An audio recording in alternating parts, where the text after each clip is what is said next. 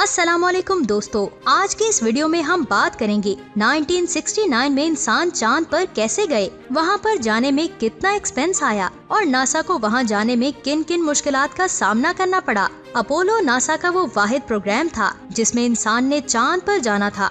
इसके बाद नासा ने इंसान को कभी भी चांद पर नहीं भेजा। इस प्रोग्राम के लिए नासा ने 4 लाख लोगों को हायर किया। आप ये जानकर हैरान हो जाएंगे कि ऐसे करने के लिए नासा को पूरे अमेरिका के बजट का 4.4% बजट खर्च करना पड़ा, जो बहुत ज्यादा था। और आज नासा सिर्फ 0.5% यूएस गवर्नमेंट का बजट खर्च कर रही है। लेकिन यहाँ एक सवाल आता है कि आखिर उस वक्त अमेरिका की गवर्नमेंट इंसानों को चांद पर भेजने के लिए इतना फोकस क्यों कर रही थी। इस बात को जानने के लिए सबसे पहले हम ये जानते हैं कि अपोलो मिशन को क्यों शुरू किया गया। दूसरी जंग अजीम के बाद दुनिया की 2 बड़ी सुपर पावर्स अमेरिका और सोवियत यूनियन के दरमियान तनाव पैदा हो गया। इन दोनों में से हर एक ये साबित करना चाहता था कि उनकी कौम सुपीरियर है। एक दूसरे से आगे बढ़ने के लिए इन दोनों नेशंस के दरमियान दुश्मनी और भी ज्यादा बढ़ गई। पॉलिटिकल इख्तलाफात की वजह से इनमें हर एक ने एक दूसरे की कामयाबी को अपनी जिंदगी के लिए खतरे के तौर पर देखा। अमेरिका परेशान था कि अगर सोवियत यूनियन ने बहुत अच्छा किया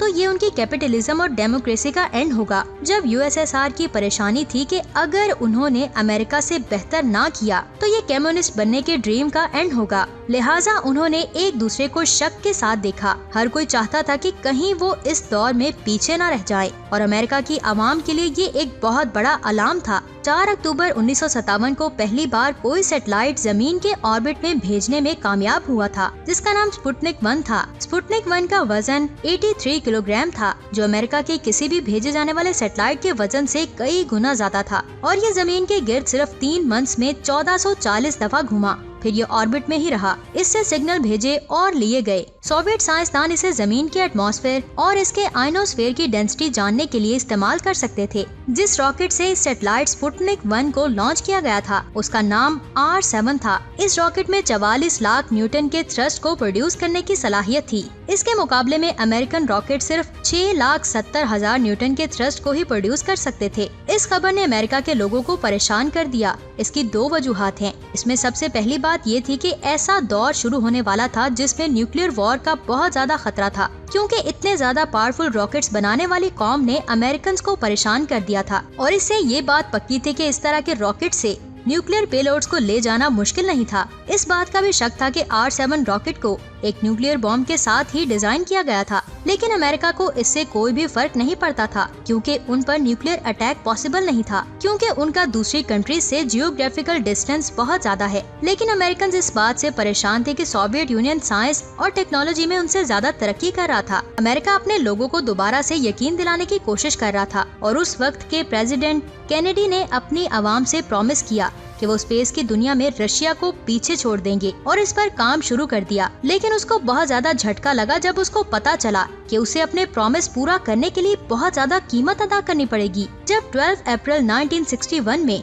यूएसएसआर ने स्पेस में पहले इंसान को ले जाने का फैसला किया तो अमेरिकन प्रेसिडेंट ने अपने रिसर्चर से पूछा कि सोवियत की प्रोग्रेस के बराबर पहुंचने या उनसे आगे निकलने के लिए वो क्या कर सकते हैं। इस सवाल का जवाब उसी साल में 20 अप्रैल को मिला कि अगर वो स्पेस की रेस में सोवियत यूनियन को हराना चाहते हैं तो उनको उस चीज की जरूरत होगी जो उस वक्त दोनों की सलाहियतों से बाहर है। दुनिया को इम्प्रेस करने के लिए ये टारगेट रख लिया गया कि नासा चांद पर एक इंसान को भेजेगा। इस चैलेंज को पूरा करने के लिए अमेरिकन को अपने रॉकेट्स की टेक्नोलॉजी को बेहतर करना था। इस मकसद के लिए उनको 50 लाख न्यूटन थ्रस्ट से ज्यादा फोर्स की जरूरत थी, जो हर तरह के रॉकेट के सामान और जरूरी मॉड्यूल्स को उठा सके, जो एक बंदे को चांद पर ले जाए और वापस भी ले आए। लिहाजा इस काम के लिए नासा को और भी ज्यादा बजट की जरूरत थी, जो बड़ी जल्दी से हासिल कर लिया गया। 1961 में नासा को यूएस के मुख्तलिफ प्रोजेक्ट्स के लिए $744 मिलियन दे दिए गए। कुछ सालों के बाद जब बजट की जरूरत और भी ज्यादा हो गई तो फिर नासा को $5 बिलियन का बजट मिलना शुरू हो गया। नासा ने इन फंड्स को अपने ऑपरेशन को फैलाने, लॉन्चिंग के लिए न्यू साइट्स बनाने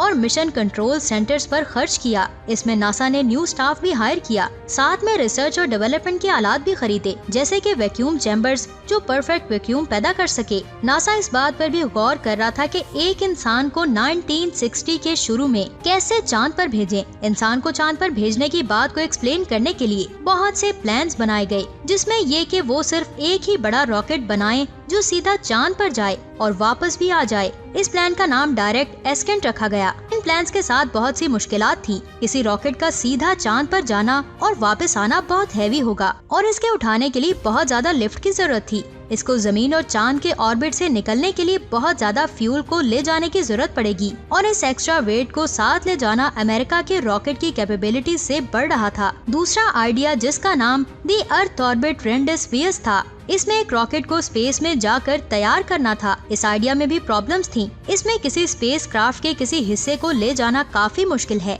और बहुत से रॉकेट्स को लॉन्च करना काफी कॉस्टली और प्रोजेक्ट को पेचीदा कर देगा और स्पेस क्राफ्ट के पार्ट्स को स्पेस में जमा करना भी इजी काम नहीं था। आखिर में नासा ने फैसला किया कि वो बेस्ट एलिमेंट को यूज करेंगे। उनका प्लान ये था कि ऐसा रॉकेट तैयार किया जाए जो खुद से अलग हो सके। उन्होंने इसका नाम ल्यूनर ऑर्बिट रेंडेसवियस रखा। इस प्लान में रॉकेट 2 मॉड्यूल्स को ले जाएगा, जिनमें से एक कैप्सूल की तरह का कमांड मॉड्यूल होगा, जबकि दूसरा हिस्सा ल्यूनर मॉड्यूल कहलाता है, जो जमीन के ऑर्बिट के बाहर होता है। ये दोनों मॉड्यूल इकट्ठे चांद की तरफ ट्रेवल करेंगे। ल्यूनर मॉड्यूल, जो सारे रॉकेट्स के साइज के मुकाबले में बहुत छोटा होता है, जो कमांडमेंट मॉड्यूल से अलहदा हो जाएगा और एस्ट्रोनॉट्स को इसकी सरफेस पर ले जाएगा। एक दफा जब ये हो जाएगा तो ये उनको वापस रेंडेसवियस के साथ कमांड मॉड्यूल तक ले आएगा। जब वो एस्ट्रोनॉट्स और दूसरे सैंपल्स को कमांड मॉड्यूल तक वापस ले आएगा तो कमांड मॉड्यूल अकेला ही जमीन पर वापस आएगा, समंदर में गिर जाएगा। वैसे ये प्रोसेस थोड़ा पेचीदा लगता था, लेकिन इसकी कॉस्ट और वेट थ्रस्ट की रिक्वायरमेंट के लिहाज से काफी सस्ता मॉडल समझा गया। नासा इस प्लान के लिए अपनी कंस्ट्रक्शन और टेस्टिंग को शुरू कर सकता था। उनको ऐसे रॉकेट्स तैयार करने की जरूरत थी जो काफी बड़े और पावरफुल हों। उनको स्पेस में अपने एस्ट्रोनॉट्स को भेजने और अच्छी तरह इस सफर के हर मरहले को टेस्ट करने की जरूरत थी, ताकि इस प्रोग्राम की कामयाबी का यकीन हो जाए। अब अपोलो प्रोग्राम शुरू हो चुका था। फिर सन 1969 में इंसान ने पहली बार चांद पर अपना पहला कदम रखा। ये सब सिर्फ और सिर्फ रशिया को पीछे करने के लिए किया गया था। आपको क्या लगता है? नीचे कमेंट्स करके जरूर बताएं और ऐसी अमेजिंग वीडियोस को देखने के लिए हमारे चैनल को सब्सक्राइब, लाइक और शेयर करें। अपना बहुत सारा ख्याल रखें। खुदा हाफिज।